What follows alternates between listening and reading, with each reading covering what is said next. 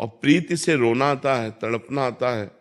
तो अगर हम श्री जी के श्रीअंग सेवा प्रकट, श्री विग्रह सेवा प्राप्त कर ले, और वो भी निष्ठा पूर्वक, जैसे जयमल जी निष्ठा पूर्वक ठाकुर सेवा करते थे, सेवा में विघ्न न पड़ जाए, इसलिए उन्होंने नियम लागू कर दिया था कि 10 घड़ी जिस समय में सेवा में जाऊंगा, अगर उस समय किसी ने किसी भी तरह की सूचना दी तो उसे जान से मार दिया जाएगा। 10 घड़ी, 1 घड़ी 24 मिनट, तो 10 घड़ी 4 घंटा, 4 घंटा होते, 4 घंटा वो ऐसी सेवा करते थे कि कोई भी उनको सूचना भी नहीं दे सकता था, इतनी सेवा में संलग्नता। अब जहां प्रवेश हुए, ठाकुर जी का पट बंद किया और वही स्नान श्रृंगार 4 घंटे पूरी तन्मयता पूर्वक सेवा करते, साष्टांग दंडवत करते, और जब बाहर निकलते तब कोई बात कर सकता था। ये माडोर एक राजा, माडोर का राजा था, उनका भाई था, उसके मन में आया कि 4 घंटे कोई सूचना दे नहीं सकता और 4 घंटे में हम विजय प्राप्त कर लेते हैं। तो उसने आसो पास जो है जयमल जी की राजधानी को घेर लिया। अब जब ये सूचना पहुंची तो अब किसी की हिम्मत नहीं कि सेवा में वो हैं और जाए, क्योंकि मार डाला जाएगा। तो सबने कि युद्ध करने में तो हम समर्थ है, पर बिना राज आज्ञा के युद्ध कैसे प्रारंभ हो। और जयमल जी का नियम था 4 घंटे कोई सूचना नहीं दे सकता, नहीं तो मारा जाएगा।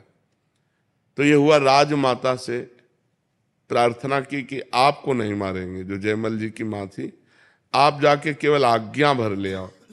तो वो गई और उन्होंने कहा शत्रु पक्ष ने चारों तरफ से राजधानी को घेर लिया है, आप आज्ञा दीजिए क्या किया जाए।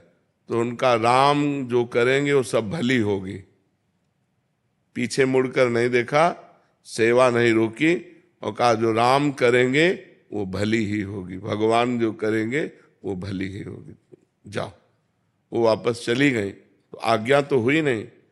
तो भगवान ने जब देखा कि मेरे आश्रित इतना मेरी सेवा में संलग्नता, तो स्वयं भगवान राजपूत सिपाही का वेश धर करके जयमल जी के घोड़े पर चढ़े और जाकर के युद्ध किया, सबको मूर्छित कर दिया, घायल कर दिया, मारा एक को भी नहीं, सब मूर्छित हो गए बाणों की वर्षा से, सब।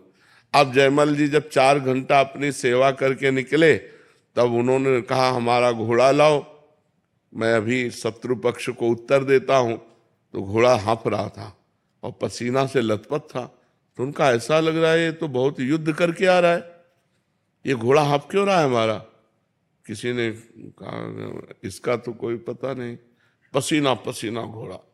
तो दूसरा घोड़ा, राज घोड़े तो बहुत होते हैं, दूसरा घोड़ा मंगाया, और जब वहां गए तो सब मूर्छित पड़े।